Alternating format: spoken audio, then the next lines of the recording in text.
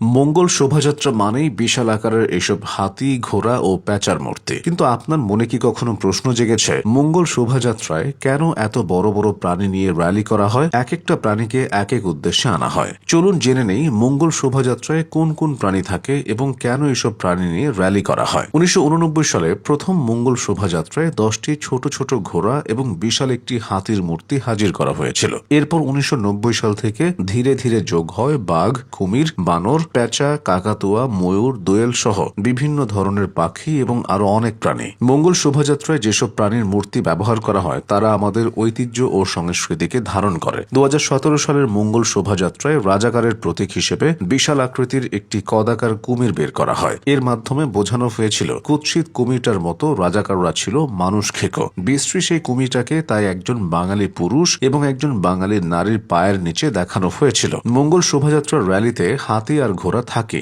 এর পেছনে কারণও আছে। প্রাচীন আমলে রাজারা হাতি আর ঘোড়ায় চড়ে যেত। বিজয় লাভ করে তারা হাতি আর ঘোড়ায় চড়েই ফেরত আসত। তাছাড়া হাতি হলো বুদ্ধি, ধৈর্য এবং স্থিতিশীলতার প্রতীক, আর ঘোড়া হলো শক্তি, সাহস ও নেতৃত্বের প্রতীক। আমাদের জাতীয় পশু রয়্যাল বেঙ্গল টাইগার। তাই মঙ্গল শোভাযাত্রার র্যালিতে বিভিন্ন আকৃতির বাঘ থাকে। বাঘ হলো শক্তি, সাহস ও প্রতিবাদের প্রতীক। সমাজে অন্যায় ও অশুভ শক্তির বিরুদ্ধে প্রতিরোধের বার্তা বহন করে এই বাঘ। মঙ্গল শোভাযাত্রার আরেকটি পরিচিত মূর্তি হলো প্যাঁচা। এই প্যাঁচা কৃষকের বন্ধু। তারা ইঁদুর খেয়ে কৃষকের ফসল রক্ষায় সাহায্য করে। তাছাড়া প্যাঁচা হলো জ্ঞান ও শুভ বোধের প্রতীক। কখনো কখনো এটি লক্ষ্মী দেবীর বাহন হিসেবেও ব্যবহৃত হয়, অর্থাৎ প্যাঁচা সমৃদ্ধির প্রতীক। এদিকে দোয়েল বাংলাদেশের জাতীয় পাখি হিসেবে শোভাযাত্রায় স্থান পাবে, এটা স্বাভাবিক। স্থান পায় ময়ূরও। বাংলাদেশে আগে সুন্দর পালকের রূপসী ময়ূর দেখা যেত। সুন্দর পাখিটি এখন না পাওয়া গেলেও এটি আমাদের ঐতিহ্যের একটি অংশ। মঙ্গল শোভাযাত্রায় বড় বড় মাছ দেখা যায়। মাছ হলো নদীমাতৃক বাংলাদেশের অবিচ্ছেদ্য অংশ।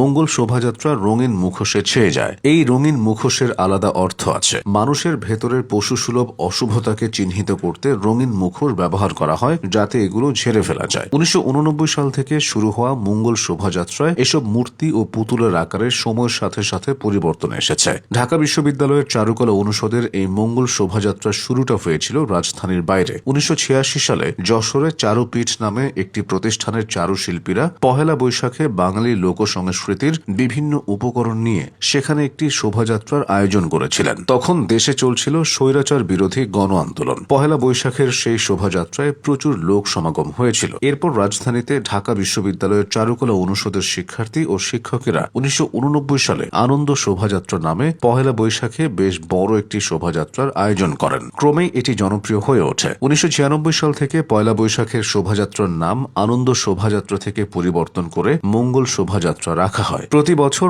এই র্যালি চারুকলা থেকে শাহবাগ মোড় ঘুরে টিএসসি যায়, তারপর আবার চারুকলা ফিরে আসে। এদিন নিরাপত্তার স্বার্থে ঢাকা বিশ্ববিদ্যালয় ক্যাম্পাসে পর্যাপ্ত সিসি ক্যামেরা থাকে। 2016 সালের 30 নভেম্বর বাংলাদেশের মঙ্গল শোভাযাত্রা জাতিসংঘের সংস্কৃতি বিষয়ক সংস্থা ইউনেস্কোর সাংস্কৃতিক ঐতিহ্যের তালিকায় স্থান লাভ করে। এর ফলে মঙ্গল শোভাযাত্রা বিশ্ব ঐতিহ্যের অংশ হয়ে যায়। তাই বাঙালির ঐতিহ্য ও সংস্কৃতির এসব হাতি, ঘোড়া, বাঘ, কুমির সহ বিভিন্ন প্রাণীর মূর্তি বিশ্ব দরবারে পরিচিতি পাচ্ছে। কিন্তু এসব নিয়ে সমালোচনাও আছে। অনেকে মনে করেন হাতি ও প্যাঁচার এসব মূর্তি ধর্মের সঙ্গে সাংঘর্ষিক, তাই তারা এসবের বিরোধিতা করেন। এভাবে আলোচনা আর সমালোচনাকে সঙ্গে নিয়েই হয়ে আসছে মঙ্গল শোভাযাত্রা।